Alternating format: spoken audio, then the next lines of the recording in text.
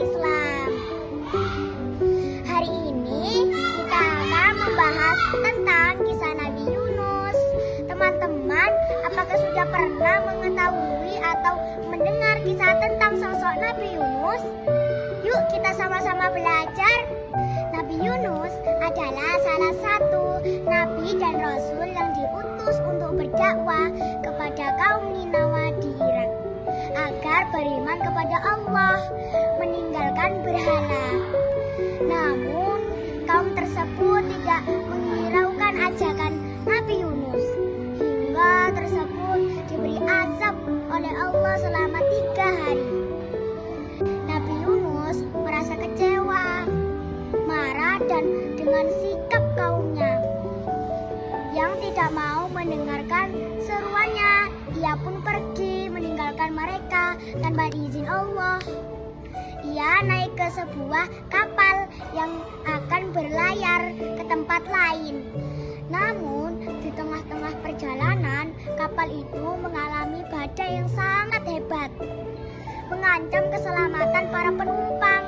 Kapal memutuskan untuk mengundi siapa yang harus dilempar ke laut agar kapal bisa ringan dan selamat. Ujian itu jatuh kepada Nabi Yunus sebanyak 3 kali.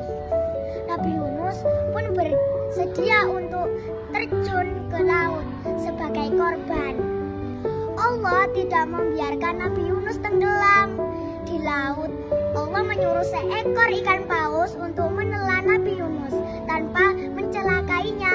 Nabi Yunus pun masuk ke dalam perut ikan paus dan berada di dalam selama beberapa hari di dalam perut ikan paus. Ia pun berdoa dengan penuh kesungguhan. Doanya, la ilaha illa anta subhanaka inni kuntu minadh-dhalimin. Artinya, Maha suci Engkau, sesungguhnya aku adalah termasuk orang-orang yang zalim. Allah pun mendengar doa Nabi Yunus dan mengampuni kesalahannya. Allah pun menyuruh ikan paus untuk mengeluarkan Nabi Yunus dari perutnya dan melemparnya ke sebuah pulau yang tandus. Di pulau itu Nabi Yunus masih lemah dan sakit.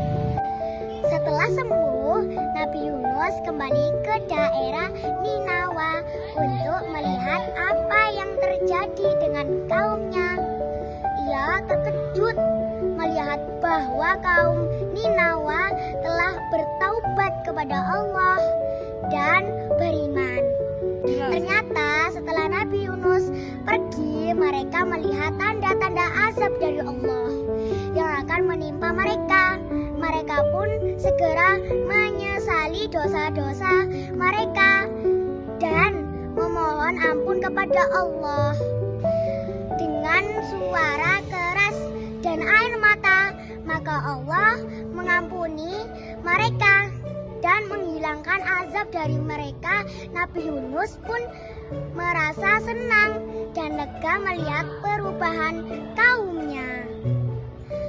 Ia pun kembali menyampaikan risalah Allah kepada mereka dengan penuh kasih sayang, dan hikmah kaum Ninawa pun menjadi kaum yang soleh dan taat kepada Allah.